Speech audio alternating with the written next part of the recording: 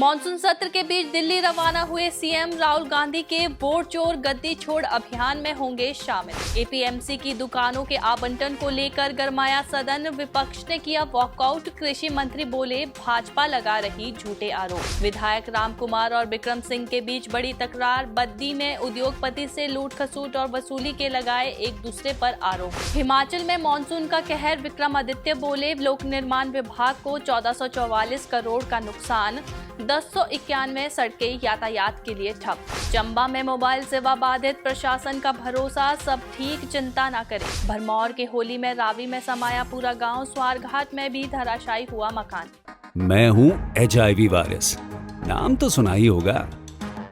मैं एक साथी से दूसरे साथी तक 4 मुख्य तरीके से पहुंच सकता हूं। HIV संक्रमित व्यक्ति के साथ बिना कॉन्डम सेक्स करने से, एक ही सुई व सिरिंज का साझा उपयोग करने से, HIV संक्रमित खून चढ़ाने से और HIV संक्रमित मां से उसके बच्चे को। मेरे बारे में जानने के लिए 1097 पर कॉल करके सवाल किया गया। हिमाचल प्रदेश राज्य एड्स नियंत्रण समिति द्वारा जनहित में जारी। नमस्कार, पंजाब केसरी टीवी देख रहे हैं आप। मैं कनिका सोनी हाजिर हूं प्रदेश की बड़ी खबरों के साथ। चलिए डालिए नजर हिमाचल पर।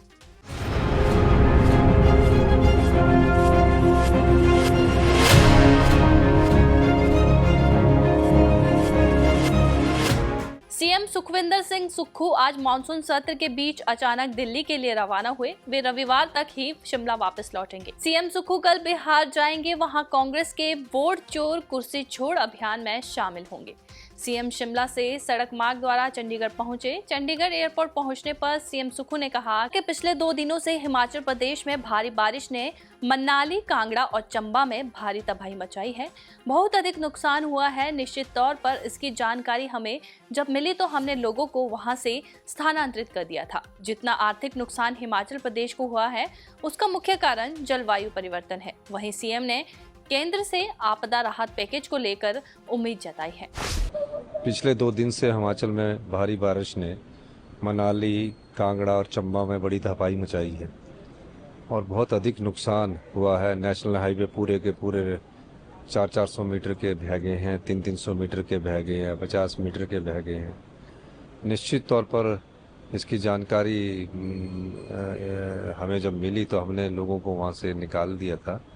तो मैं ये कह सकता हूँ कि जितना आर्थिक नुकसान हिमाचल प्रदेश को हुआ है और इसका मुख्य कारण क्लाइमेट चेंज है और इसमें ग्लोबल वार्मिंग के कारण जो क्लाइमेट चेंज हो रहा है ये अभी हिमाचल प्रदेश में नुकसान पहुँचाएगा। आने वाले समय में ये जो हिमालय रेंजेस है, चाहे उत्तरांचल है, चाहे कश्मीर है, जम्मू कश्मीर के जो ये है, इस दृष्टि से बड़ा नुकसान हिमाचल प्रदेश को हो रहा है। नहीं, हमने तो कहा है कि आप केंद्रीय टीम आती है और उसके लिए स्पेशल पैकेज डिक्लेयर किया जाए आपदा राहत प्रदेश के लिए और निश्चित तौर पर वो डिक्लेयर भी करना चाहिए।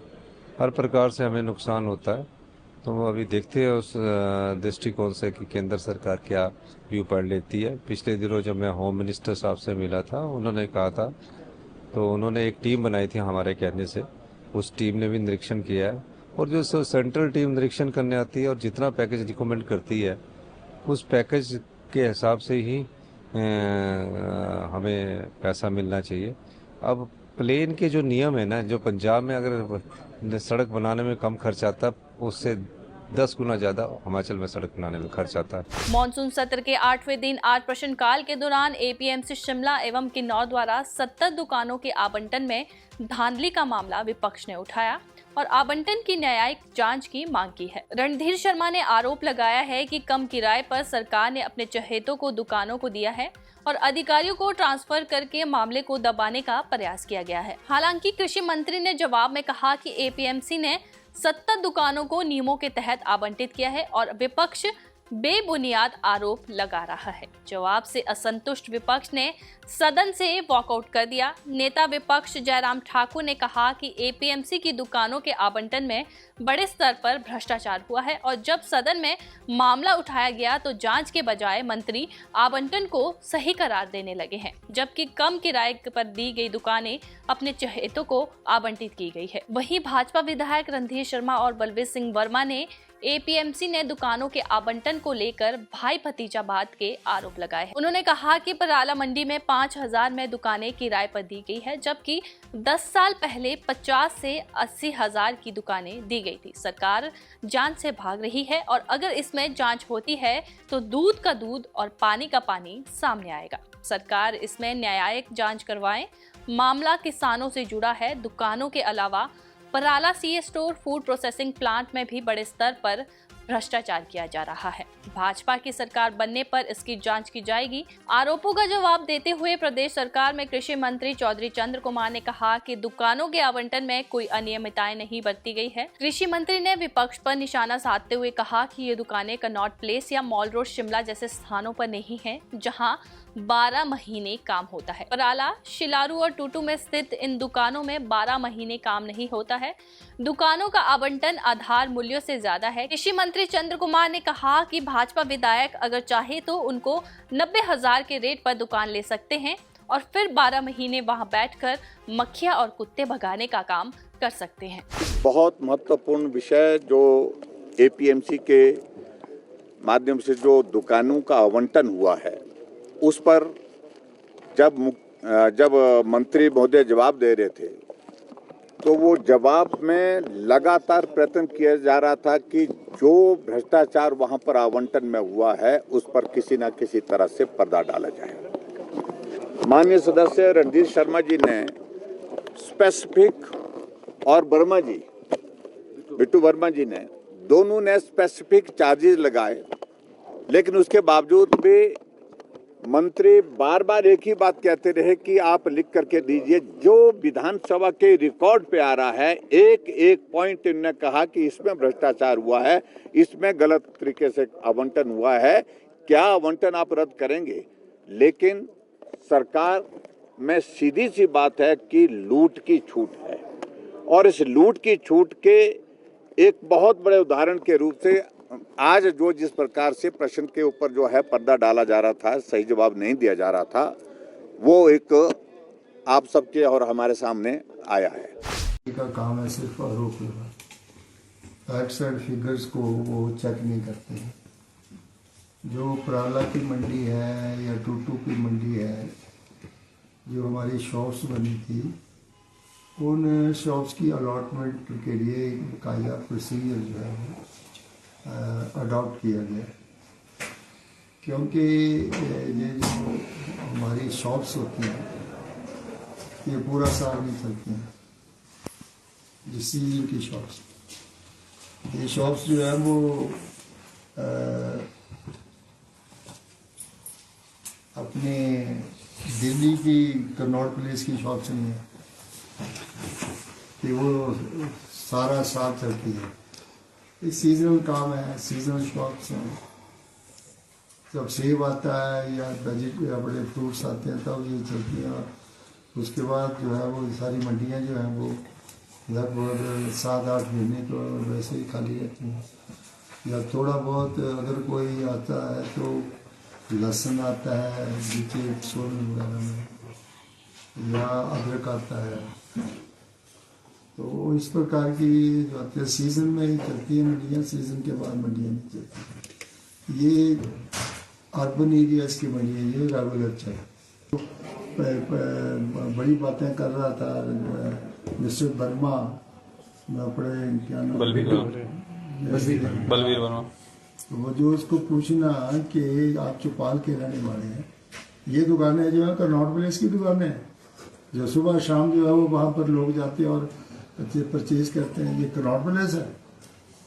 अगर शिमले की कोई दुकान की बात करें तो मैं मान लूँ, आप सुलारू की दुकानों की आपने जाना है इस बार प्रेस वाले 6 महीने 2-3 महीने के बाद रखने के आप वहाँ पर हड़ा कुत्ते होते हैं और मंडी में नीचे देखो हमारे परमाणु में मैंने कहा कि गाय भैंसें होती है, मैं कहा इनको जरा बाढ़ बूढ़ लगाओ, मंडियों में गंदगी ज्यादा पड़ी रहती है। ऐसे भी बड़ी बेतुकी बातें करनी, जहाँ असेंबली में बैठ के बड़ी बड़ी ऊंची ऊंची बातें करनी। सी स्टोर और फूड की दुकान में देखना कोई कीड़े वाली मैल आ जाती है कि नहीं जाती है, वहाँ एक नहीं जाती। 3 महीने का काम होता है, और क्या काम है।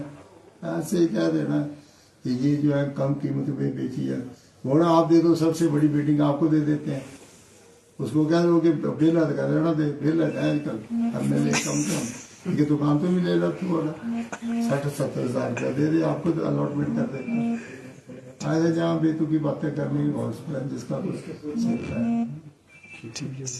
हिमाचल प्रदेश के औद्योगिक क्षेत्रों में नेताओं के कथित हस्तक्षेप और उगाही को लेकर राजनीति गर्मा गई है। दून के विधायक राम कुमार और भाजपा के विधायक इस पूरे मामले को लेकर आमने सामने आ गए हैं। कांग्रेस विधायक राम कुमार ने विक्रम सिंह ठाकुर पर तथ्यहीन आरोप लगाने को लेकर 2 करोड़ रुपए का मानहानि का नोटिस देने की बात कही है। राम कुमार ने कहा कि विक्रम सिंह ठाकुर ने मंत्री रहते हुए उद्योगपतियों से उगाही करने का काम किया है। इसके अलावा उन्होंने और उनके बेटे ने उद्योगपति पर दबाव बनाने का भी काम किया है। राम कुमार ने मुख्यमंत्री से मामले की जांच करने की मांग की है।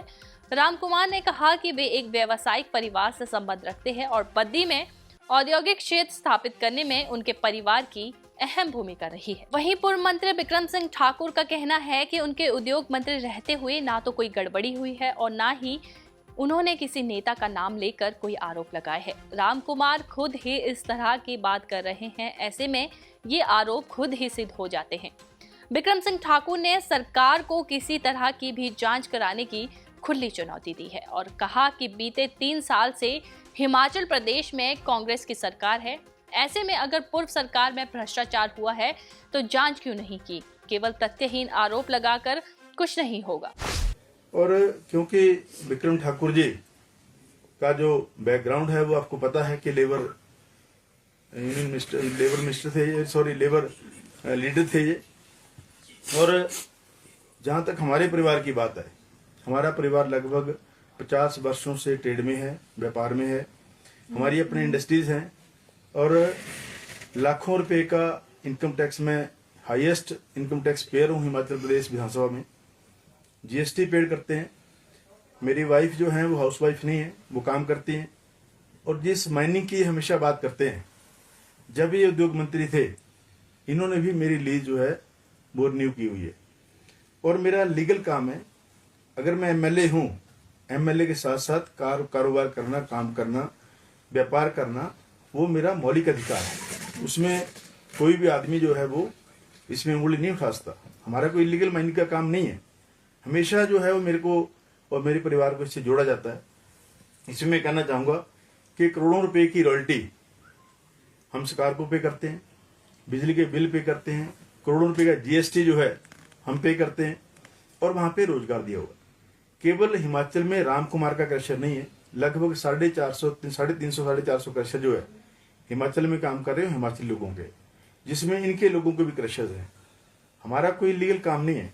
दूसरा, इन्होंने बच्चों की बात की, उसके लिए भी मैं इनके जो ये कह रहे थे कि कांग्रेस के विधायक और पूर्व विधायक जो है वो इनकी पत्नी, इनके परिवार काम करते हैं। ये मैं आपको इनके पूर्व विधायक के बेटे की वीडियो जो है वो आपको सुना रहा हूँ। किसी इंडस्ट्रीज को धमका रहे हैं।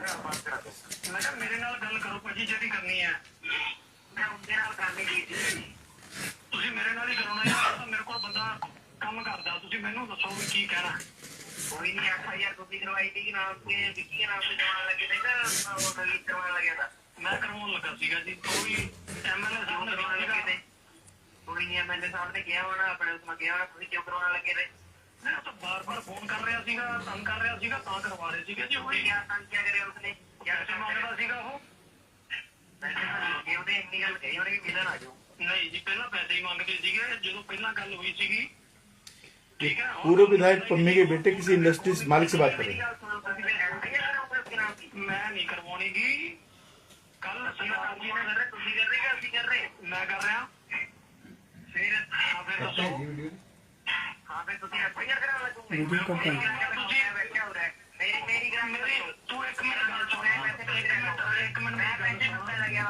राम कुमार जी वीडियो कब का?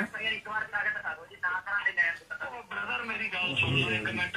ਮੈਂ ਨਹੀਂ ਤੁਹਾਡੀ ਵੀਡੀਓ ਕੋਈ ਗੱਲ ਦੇਖੋ, ਜਿੰਨਾ ਤੁਸੀਂ ਮੇਰੀ 2000 ਦੀ ਨੈਟ ਰਹਿ ਵੋਟਾਂ ਸਾਰੇ ਤੋੜ ਦਿੱਤੀ। ਤੁਸੀਂ ਕਹਿੰਦੇ ਬੰਦੇ ਆ ਰਹੇ ਮੈਂ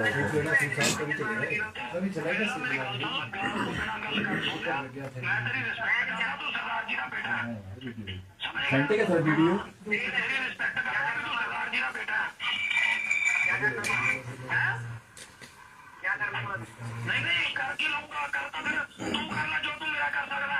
सिर्फ तेरी रिस्पेक्ट है, तू सरदार जी का बेटा है। कर रहे मैं जो मैं करता हूँ तेरा नहीं जाता। हाँ तू करना, फिर तू जो करना कर तेरा। मैं तुला राशि वालों गणेश ये पूर्व विधायक बीजेपी के विधायक के बेटे हैं, गाली गलौज कर रहे हैं, शरेआम कह रहे हैं कि मैं पैसे मांग रहा हूँ। इससे बड़ा प्रूफ मेरे कल हो नहीं सकता।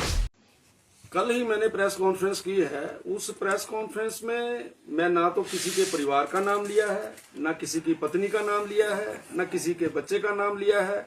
अब बिना नाम लिए ही अगर किसी व्यक्ति को ये लगता है कि शायद ये मेरे ही परिवार की बात है, तो चोर की दाढ़ी में तिनका हो सकता है।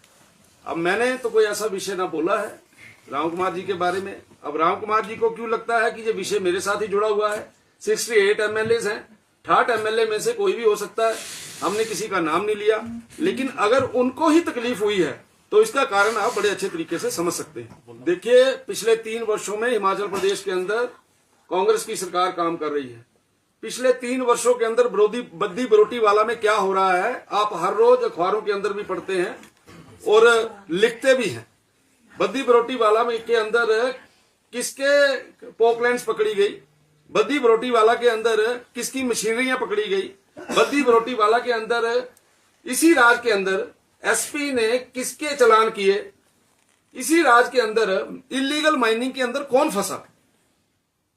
मुझे लगता है इन सब बातों का जवाब भी साथ में देना चाहिए था। यहां तक मेरा विषय है, मैंने पिछले 5 वर्ष काम किया है। अगर कोई मैंने ठीक काम नहीं किया है तो देरी किस बात की हो रही है? 3 साल इनके हो गए। 3 सालों में कभी मुख्यमंत्री खड़े होकर बोलते हैं कि हमने कुछ सस्ता दे दिया, हमने कोई किसी को फैसिलिटेट कर दिया। भैया, आपके पास सब कुछ ब्लैक एंड व्हाइट में है, आप करते क्यों नहीं कुछ? ये केवल और केवल लोगों को गुमराह करने की बात करते हैं। ये केवल और केवल ऐसी बातें करते हैं जिसके कारण से आम व्यक्ति जो है वो उलझा रहे। ये ऐसा नैरेटिव बनाने की कोशिश करते हैं कि कुछ ना होते हुए भी कुछ हुआ है।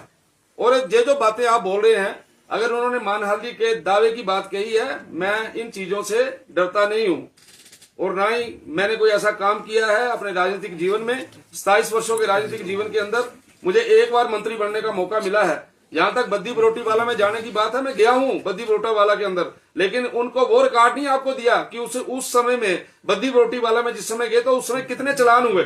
हिमाचल प्रदेश में 24 से 26 अगस्त तक हुई मूसलाधार बारिश और बादल फटने की घटनाओं से प्रदेश में जनजीवन अस्त व्यस्त हो गया है। लोक निर्माण मंत्री विक्रमादित्य सिंह ने बताया कि जगह जगह भूस्खलन, सड़कें धंसने और नदियों में बाढ़ आने से पुल व भवनों को भारी नुकसान हुआ है। 24 से 26 अगस्त के बीच की 158 करोड़ रुपए का नुकसान हुआ है। भारी बारिश के चलते 1091 सड़क यातायात के लिए क्षतिग्रस्त है। 7 पुल टूट गए हैं और 2 पुल पूरी तरह से बह गए हैं। राहत कार्यों के लिए 912 मशीनें लगाई गई है। विक्रमादित्य सिंह ने कहा कि कुल्लू में करीब 30 करोड़ का नुकसान हुआ है। मनाली को पुरानी मनाली से जोड़ने वाला मनालसू पुल क्षतिग्रस्त हो गया। कुल मिलाकर 257 किलोमीटर सड़क का नेटवर्क क्षतिग्रस्त हुआ है, जिससे 10 किलोमीटर सड़क पूरी तरह बह गई है।